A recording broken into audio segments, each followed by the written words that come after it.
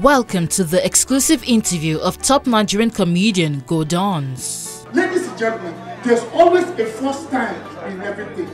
The first time when I drink alcohol, 4 bottles of Buddha for a mebire, nasa waka like crab. Everybody now that boy.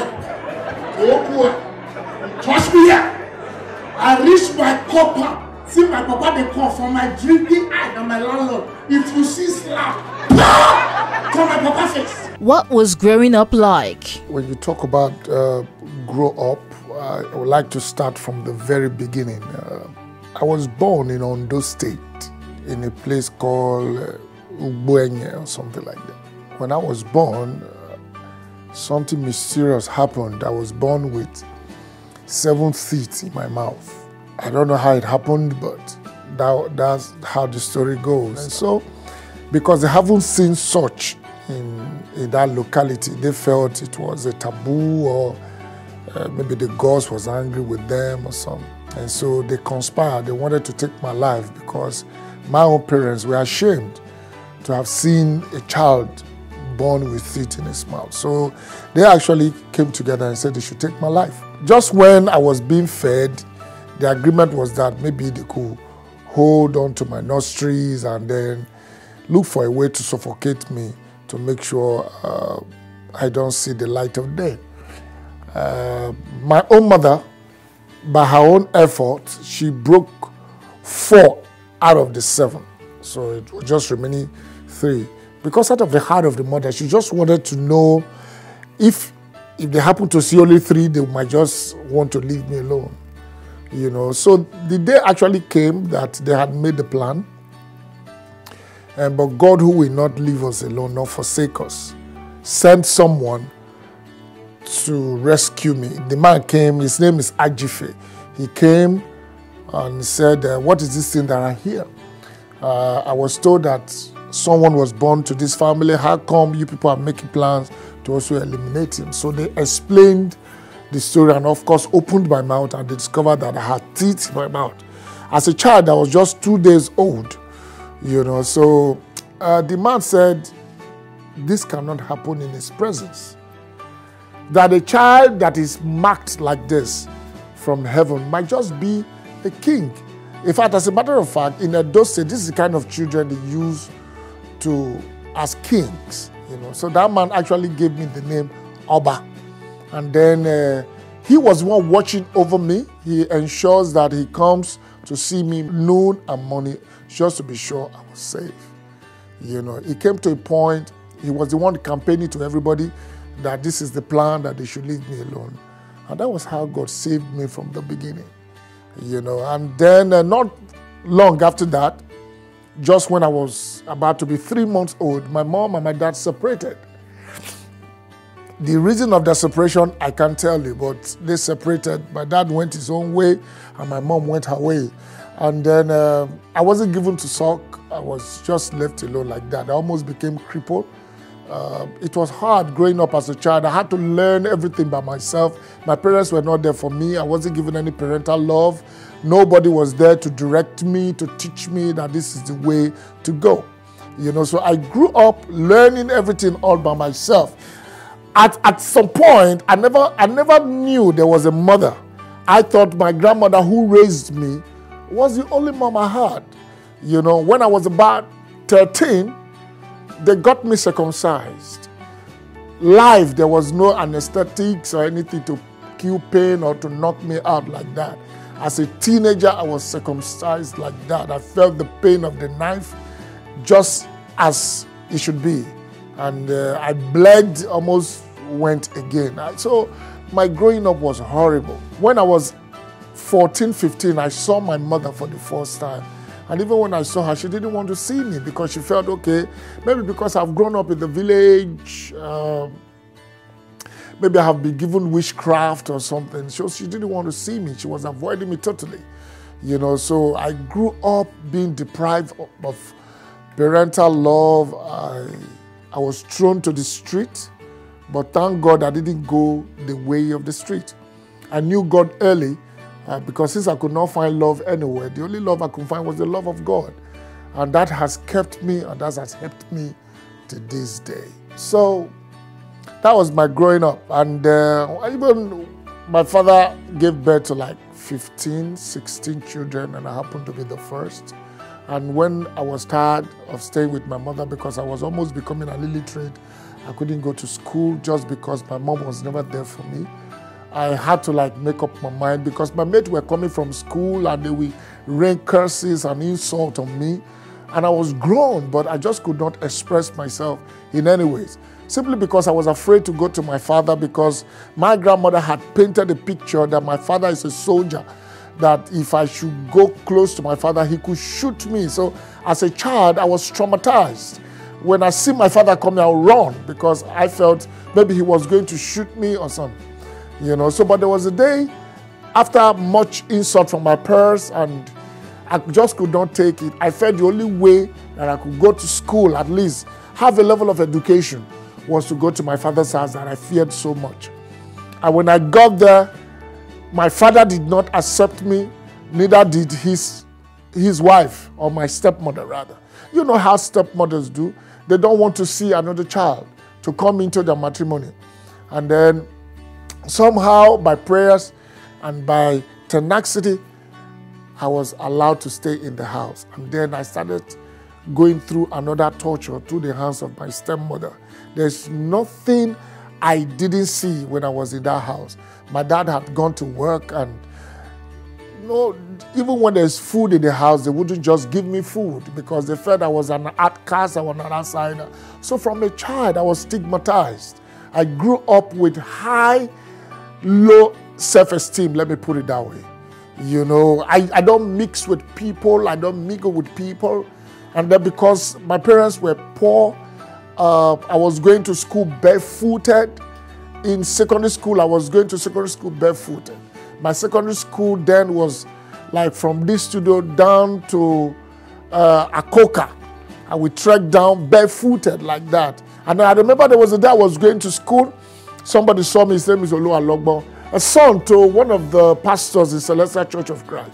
He called me and said, how could you be going to secondary school barefooted? And I said, I don't have any footwear. He said, what about bathroom slippers? I said, I don't have. And he couldn't believe it. We were that poor.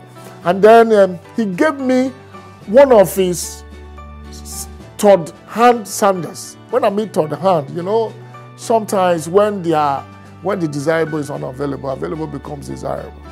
No, that sandals has been used by generations. And then I'm sure that sandal saw a lot of Fourth World War, including Fifth World War. It was totally out. But that was my joy. That sandals was everything to me.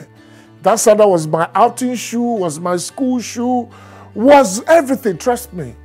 And then there was a day I went to school and I was running from assembly. Just because there was a rush and there was a push at the gate. Someone stepped on that sandal and the sandal got torn. Man, I cried like I lost a father. I wept sore like the whole world came crumbling down because of that sandal, because that was my all. All right? And then when I noticed that I've gone back to trekking barefooted, I had to wake up one day and look for a way to make money. All right? And then I was now almost like 19, 20. I was, beginning to have a feeling for a partner, but I just could not go to a girl or say something. Even though in my class I was brilliant, I was always number one. In Nana College, you can ask, let them give you my record. I was always, because when you don't have nowhere else to turn other than God and your book, you have to do well. My brain was just divided into two then. God and book. Because after that nothingness, I don't go out, I don't play. So that was how I grew up. And then my parents were not there, but I got to do what I got to do. That's why I say to people, you don't have any reason to fail. I have been subjected to the worst situations in life, but today, God has brought me thus far. And so this is my growing up. It was hell. I can't tell you all because we won't have time for it. So that's just how I grew up. It's just a little bit of the iceberg of how I grew up. When they went to Las Vegas, Kanye no carry a car. And they said, Diddy, swap. Let the badge bring the GTV car. Where? 100 million. Now, did you be got that color? Oh, but what happened? Who died? How did comedy start for you? You must understand that there are two categories of comedians. There are comedians who learned the act because they felt, okay, Basketmat is driving a good car, Bovi is driving a good car, AYs and the Godons and all those people are driving a good car. Maybe if I do what they do, I should be able to be like them. And so there are people who learned the art, you know, of comedy. And then there are some of the, there's another group that is called the naturally talented comedian, right? I remember when I was growing with my parents, when I was with my father, when visitors come to our house, they will call me to come and entertain them. And then I will go and crack joke, and they will be laughing, this boy is funny. They will give me money, buy things for me. I like that. So I was being used as an entertainer. And then when I got to secondary school, I was elected as a head boy. Before I would address assembly that morning, I would have cracked like 2, 3, 4 jokes and make every. So I was the toast of the society in my school. Everybody wants to come to assembly because they know head boy will address us and we're all going to laugh. So even when there was no money to pay school fees, my teachers, they would raise money and pay my fees. And then when I got to the university, I was very much involved in evangelism. So I was part of Scripture Union. So part of my evangelistic strategy was to crack joke. I go on stage, and before I say, ladies and gentlemen, may I have your attention? I may have cracked 1 or 2 things, and that will get the attention. And I begin to tell them the gospel. You know, so I never knew that what I was doing was capable of putting bread on my table. But I was just doing it for the love of it. You know, I was just enjoying doing comedy among my friends, in school, in churches, just like that. And then in 2005, I came to Lagos. I came basically to do music. And I had done the music, finished the album, and I was ready to release. And then I was in a group there called DCM Voice, and we needed to go to Night of 1,000 Laughs in Abuja to do a show. And when we got there, the owner of Night of 1,000 Laughs, Upper Williams, said, before you guys sing, you should do like 15-minute comedy. I said, really? He said, because I've been listening to your songs and you're funny. So I went on stage. 15 minutes, he went to 30. 30, he went to 35. 35, he went to 40. And before I know, the whole 1 hour, I was dishing out comedy. And after that, there was absolutely no need for us to sing. But because I had come with a brother, I still have to sing. We sang, and that was the journey. And then when I came back to Lagos that day, I met Basketmat on the Ikorodu Expressway. And he said, hey, I'm doing my laughing jams in Fantasyland. I want you to come over. I went. And that day, when the comedy was set, generator packed up, NEPA went. And everybody, we were in darkness. And yet the place was packed. And Basket was trying to run everywhere just to make sure there's light so that the show can go on. Man, I went on stage like that. Because when you are hungry for it, you're hungry for it. I went on stage like that. You will not believe it. 1 hour, 20 minutes, I was on stage, no microphone, no light. That big hall, I was just projecting. And guess what? Laughter was raging like a tsunami. And Basket was wondering, what's going on? Is anybody playing a CD or something? So they told him, no, there's one guy who is not just himself right now. And then when he came, he saw me do stuff. He just folded his hand and he was looking at me. And I was doing my thing. Finally, NEPA brought light. And the whole crowd said, please take the light. We don't need the light anymore. And that was how it all started. From there, Basket said, I'm going to be hosting the show every Wednesday. And I hosted that show for like 10 times.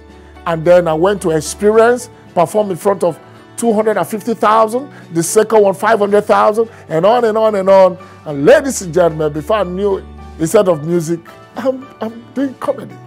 That's how far I've come. My father may not be a very rich man, but he was disciplined. My papa would beat you ahead for the crime you never committed. He would just say, just come here. At that point, you don't do anything. But I know if I go out, no harm. When you want to do something. How How would you rate the comedy industry in Nigeria today? For me, we've grown remarkably because when you have an industry that is able to provide jobs for young people like we have in our country, I think it's worth celebrating. We've come a very, very long way, and the industry has been developed to a point where, hey, anybody who comes in now, you face a lot of challenges in order for you to sell. Even though we're not the best of industry yet, we're not where we should be as a people yet, because we are still yet to have a governing body that will regulate the activities of comedians. And so it is just a question of everybody doing his thing to make his own money. But nevertheless, I think in the comedy industry now, we have some more creative people than it used to be. You know, it was just Alibaba, Basketman, the Basoj, okay, Bakassi, the Julius, the Juniors, Agu, and all of these people. But these days, you have some young boys just come from nowhere, and we crack everybody out. And so in terms of creativity here, I think we've gone up a little bit. And in terms of presentation here, and in terms of packaging, we're doing fantastically well. AY has one of the, has the biggest comedy show in Africa right now. It never used to be so, you know. So I think we're doing well. And we're taking boys off the street. So I think we do well as comedy people. I see AY here, principality of show business. With the pray, may you die quick.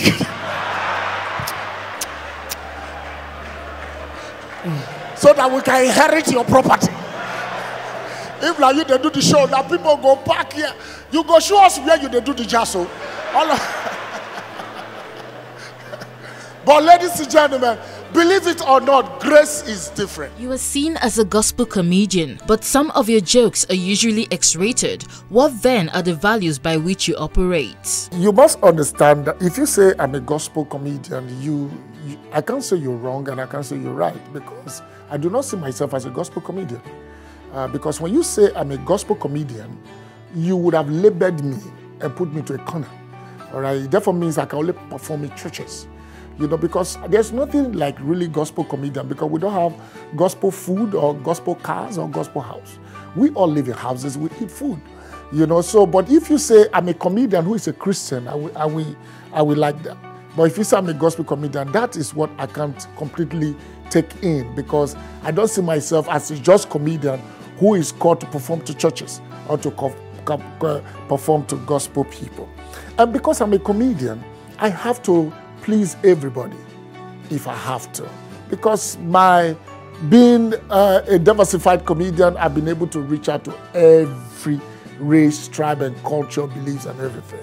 So if you say some of my jokes are serious, I try as much as possible not to make it too vulgar, because if you put me in a club to perform, you don't expect me to tell Jesus' jokes there, because nobody will listen. All right? And since I'm not an evangelist yet, I have to see a comedian, I got to do my job. And of course, you put me in a mosque, like I have been, you don't expect Jesus' jokes there, because they will look at it very funny. The bottom line is, I'm there as a work. I'm just like a Christian who works in the breweries. You know, so you can't say because I work in the breweries and then I'm alcoholic. It will not be right for you to say that. But you must also remember that a man who cannot take off his household is worse than an infidel. And this is what I do. I'm not an engineer. I am a comedian. If I am a comedian, I have to do my job completely. I'm just like a gynecologist. I can't say because I'm a Christian and I'm a gynecologist and your wife comes to me and I will not do my job. I got to do my job. I don't care what I see. I got to do my job. Because once you're a gynecologist, any part of the woman you hold, you're only doing your job. That is how it works. So if you say the jokes is a little bit X-rated, well, if that's how you perceive it, that's all right. But me, I don't see it that way. What I know I can do, I can tell a very sensitive joke and put a little twist on it, and use your brain to calculate the rest. That's what I try to do, so that it will look as if I'm a foul person. But in all, out of 100, if I've said one foul joke, is there nothing wrong, man? I still have people who want to hear that. And because I'm doing my job properly, I got to do what I got to do. If you don't like it, I'm sorry, but that's how it is. If you go abroad, all this one, but they are demons. They can eat carrots and drink juice. With one word from out of passport, they don't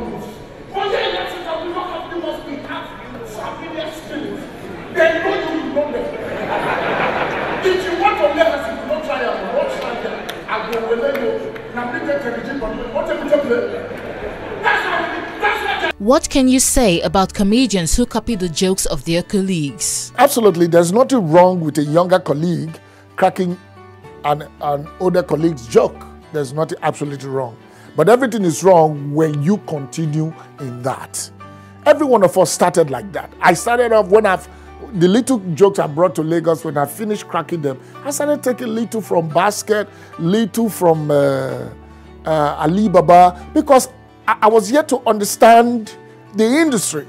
So I took a little bit of Gandokis and all that, and then I now understood how it works. And then I went back to start creating my own jokes. All right? Because you have the gift. It's in the inside of you. When you put pressure on it, it will come out. But what I don't find funny is people who just base their career on cracking someone else's joke. Are you getting? And the annoying part, you wouldn't even give credit to the person who created the joke. And now you go crack the joke where the original owner is not there, and then you blew the roof, and that same owner will not be invited to the same venue, and it's flat. And people will say it's not funny. As a matter of fact, life is not fair. That's how I see it. If life was fair, a particular soft drink should not be used as whiskey for long throat. They should use Agodai, because that's a natural long throat someone whose neck is naturally long. But that's how it works. Life is never fair, because even clients would not even check it out to know who is the original. All they want to know, they laughed. And if the boy was able to crack them up, they don't give a hoot who else comes to crack joke. And it becomes very challenging for some of us who are already in the industry. You put more work on us. Now, if I have a new joke, I would rather hold it back, put it on my comedy CD, let it go out, and then I will be comfortable to say it. You know, even when someone else go to crack, you say, Nagodo's joke, I know him. I have been in Abuja before, just sitting in a lounge. A boy came and started cracking all my comedy CD joke. And the crowd was like, hey, that's Godon's joke. And the boy said, no, Godon's actually took the joke from me. He said he took the joke. He said because he's a big boy, he's a big comedian, now he's oppressing me, this, that. I was shocked. And then somehow, when he finished fooling himself, he came over to sit close to me, not knowing I was there. As soon as he saw me, he just went down. So, God, I'm sorry. I told him, go backstage and correct that statement, or else I will go on stage myself and you will not like it. He went and said, sometimes we just got to do our thing. My guy is here, Godon's and everything. The hall went wide, like seriously. And then I had to go on and said, well, you people should forgive this guy because he's an upcoming comedian. And sometimes everybody got to make money. With the situation of the country, you got to make money. And so, but I didn't take it to heart because I could relate to the fact that he's a younger comedian coming up. If you want to be a comedian, you got to be ready. Because the terrain is rough. As in, if you came in with just 10 jokes, you will run out in a month. You get to be spontaneous, you get to be creative. You know, so that's how I see it. Some men, you be acting stupidly. That's why Helen Paul, with his very face, come here, they can't talk, say, if you try that nonsense again, that will be the end of your career. Yeah, no be jara, don't make me vex, I go talk. Will you encourage any of your kids to go into comedy? Well, lion cannot give birth to a goat. I won't be surprised if any of my children happen to be a comedian tomorrow. My father is very funny. My mother is funny. So here I am, a living joke. So if any of my kids wants to do comedy, that's fine. Anything they want to do. Like I talk to them every morning. Anything you want to be in this life. Trust me, your father will support you. Because there's money in everything. So long it's not armed robbery, it's not prostitution, it's not drug dealing and have to do ritualistic things for you to do what you got to do. So long as this is your love and your passion, trust me, I will support you. But I've always wished that my kids will be in another field, not in entertainment. Having one entertainer in the family is already too much. It's we walk on a slippery ground here. I can't even begin to tell you everything. I know the pains I go through. I know the challenges I face as a comedian and as an entertainer. And I know the things my family suffers because I just have to make money. And so, but I'm not God. Destiny cannot be determined, can only be discovered. Whatever God wanted to be, I'm comfortable, but if God should take that to next level, another field, I will also give you thanks for it. To get human being where juju to accept to remove Mary Kay for her lipo face. You don't see monkey way lick line before this frustrated wizard. Because when woman get my features, you call her he. Tell us one thing about you that nobody knows. I'm a very shy person. Very, very shy. When I'm not on stage, I'm Godwin, but when I'm on stage, I'm Godons. When I'm on stage, it's a different thing. You see, it's just pepper soup and water. They are both liquid, but you drink them differently. So I'm a very shy person. I can't say I'm God-fearing, but I love God, all right? And you can't see my heart, but I know I love God. When you go to a church and the pastor says, turn to your neighbor and say, it shall be permanent. It good when you consider the condition of your neighbor before you say it shall be permanent. Hello? I tire for my church. Don't say that cripple sit down near me. Now they can say, try and make a year. What projects are you currently working on? I have a lot of things I'm working on right now. My show is coming up in September. I was supposed to do it in May, but it didn't work out just because the hall was not ready. So I got to move it to September. I have to do a show, a stand-up show, just me, myself, and I. Because nowadays comedy shows, you have like 20 comedians in one show and no time for them to express themselves. I don't feel too comfortable. I feel it is a trap, rather. But a comedian should be able to express himself, unleash. Once you have unleashed everything you've got, then you go back to refill. But when you do have half thing, I don't feel comfortable with it. So I want to be able to do a one-man show and just stand on stage and do my thing. Have freedom to express myself. Yes, I want to do that. Comedy Clinic 7 will be out. These are the projects I'm working on. And I'm also working on Godon's Comedy Community Service this year. And then I'm working on Discover Delta, which is a talent hunt for the whole of Delta, not Niger Delta, not Delta. So these are the projects I'm working on this year. Pastor said, do something crazy for the Lord, because you wear guests, they run, remove wig, they tie each other face. Eh? The pastor moved up and said, do something crazier, because you wear people, they slap each other for joy. Pwah, pwah. Me, I withdraw. As soon as the pastor said, do something the craziest, one worry boy just come out for back of church, come front, carry church offering, night the church. What is your philosophy of life? Humility plus the fear of God is equal to honor, life, and wealth. That's my philosophy. In everything you do, you must be humble. You must know we really don't have great people. People we have are those who are enjoying the grace of God. So whatever that you've been blessed by, know that it's for a season. I've not seen the richest man on earth who died and went with everything. You must not forget that humility plus the fear of God is equals to honor, it's equals to life, and equals to riches. That's my philosophy.